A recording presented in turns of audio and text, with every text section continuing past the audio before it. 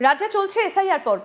বর্তমানে এসআইআর এর হিয়ারিং চলছে, আর এই এসআইআর নিয়ে বিভিন্ন রাজনৈতিক নেতা নেত্রীদের মুখ থেকে নানা বক্তব্য উঠে আসছে। তবে এবার এক নেতা এমন মন্তব্য করলেন যা ঘিরে রীতিমতো চাঞ্চল্য ছড়িয়েছে। ভাবছেন তো কে সেই নেতা আর কী বা বলেছেন তিনি? এবার আসুন সেটাই বলি আপনাদের। তিনি হলেন জনতা উন্নয়ন পার্টির শীর্ষ নেতা তথা বাবরি মসজিদের পৃষ্ঠপোষক হুমায়ুন কবির। একটা সভায় বক্তব্য রাখতে গিয়ে তিনি বলেন, এই যে এসআইআর নিয়ে হিয়ারিং, কোনো মুসলিম ভাই আপনারা হিয়ারিংয়ে যাবেন না, কেউ যাবেন না। একটা নাম বাদ দিক, এক একজনের কলার ধরে রাস্তায় নামাবো। কি বলেছেন বাবরি মসজিদের পৃষ্ঠপোষক হুমায়ুন কবির? আসুন আগে শোনাই আপনাদের। আরে যে এসআইআর নিয়ে হিয়ারিং, কোন মুসলিম ভাই আপনারা হিয়ারিং যাবেন না, কেউ যাবেন না। একটা নাম বাদ দেন, এক একজনের কলার ধরে রাস্তায় নামাবো। 14 ফেব্রুয়ারির আগে এআরও থেকে যারা বিএলই আছে, বিডিও আছে, এসডিও আছে, এসব চালাকি একদম চোরে চোরে মাস্তুতো ভাই কেন্দ্রের বিজেপি সরকারের সঙ্গে ইলেকশন কমিশনের সঙ্গে চুক্তি করে একটা 1000 মুসলিম বুথে 400 হিয়ারিং এর নোটিশ পাচ্ছে, আর 1000 হিন্দু বুথে দেখুন 100 নোটিশ পাচ্ছে। এই চালাকি আমরা ধরে ফেলেছি। আমি তো পরশুদিন কলকাতায় প্রেস কনফারেন্স করে বলে দিয়েছি, কোন মুসলমান ভাই আপনারা হিয়ারিং এ কোনো চিন্তা করবেন না, যাবেনই না। আপনাদের নাম বাদ যাবে না। যারা আপনারা ফর্ম পেয়েছিলেন, আপনারা ফর্ম ফিল আপ করে দিয়েছেন, রিসিপ্ট কপি আছে।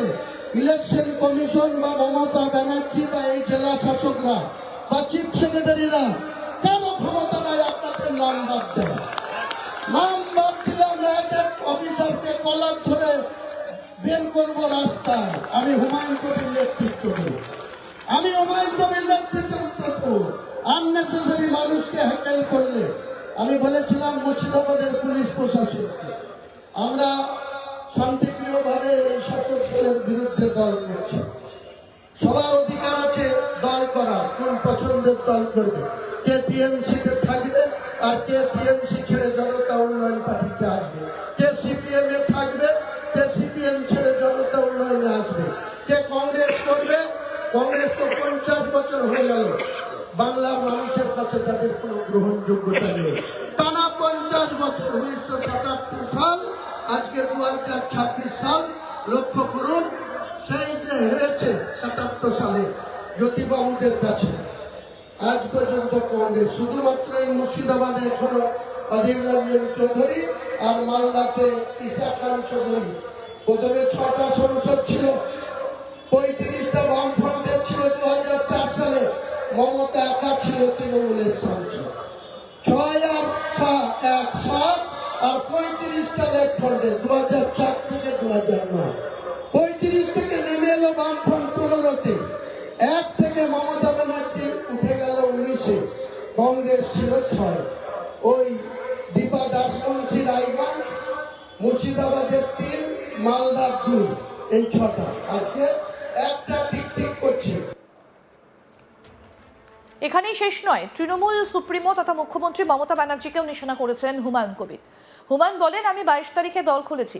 একটা মুসলিমের ছেলে বাংলায় দল খুলে নিল, আপনাদের প্রচণ্ড গা জ্বলছে, প্রচণ্ড হিংসে হচ্ছে। শুধু ব্রাহ্মণরাই খাবে আর মুসলমানরা দাঁড়িয়ে দাঁড়িয়ে দেখবে। শুধু মুসলমানরা মারামারি করবে, লাঠালাঠি করবে, কোর্টে যাবে, উকিলকে ফি দেবে। 10 কাঠা জায়গার জন্য একটা মুসলমান আরও 2 বিঘে বিক্রি করে মামলা করবে। আপনার এসব বুদ্ধি তাদেরকে দেবেন। আমি হুমায়ুন কবির আগামী দিনে মমতা ব্যানার্জিকে উচ্ছেদ করব করব করব। আর কি বললেন হুমায়ুন কবির, সেটাও শুনবো। লজ্জা করে না মমতা ব্যানার্জি? আমাকে বলছে পোকামাকড়, আমাকে বলছে গদ্দার। আপনি কংগ্রেসের সাথে গদ্দারি করেছিলেন 1997 সালের 9 আগস্ট।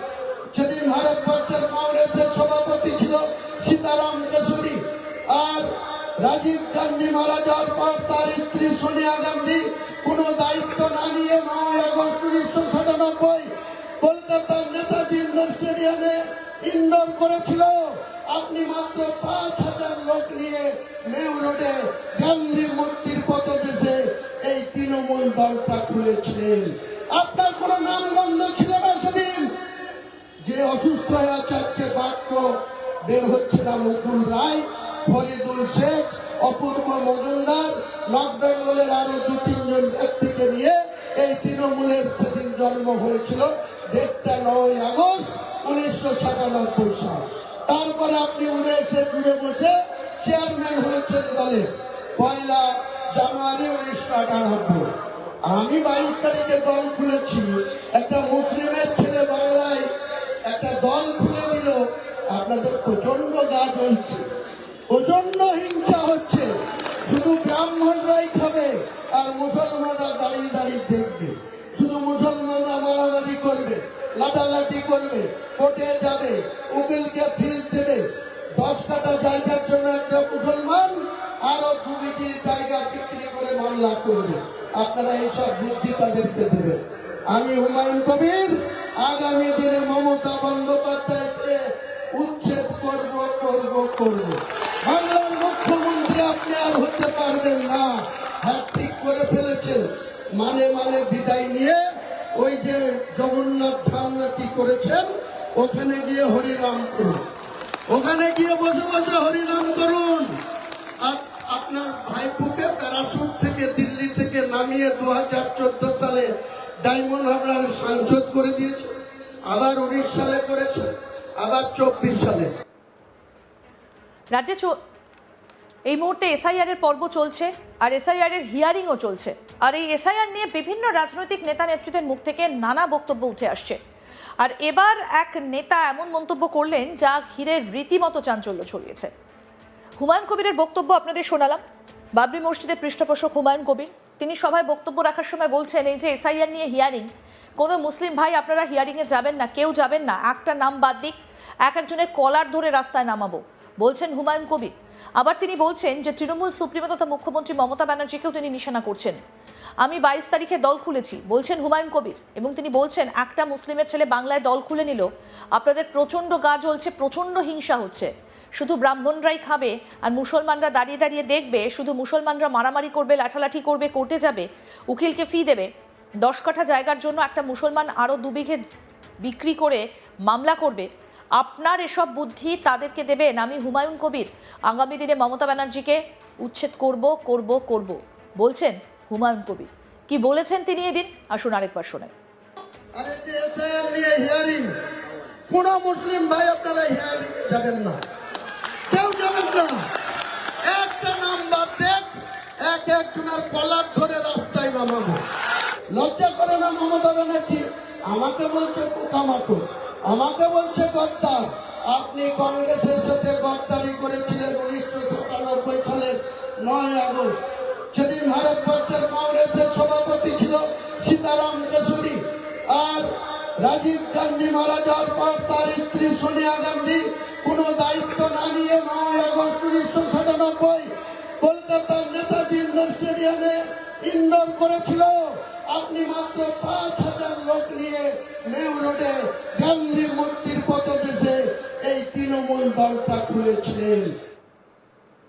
আরও আপডেট পেতে দেখতে থাকুন আজ তাক বাংলা। সাবস্ক্রাইব করুন, নোটিফিকেশন পেতে বেল বাটন অপশন প্রেস করুন।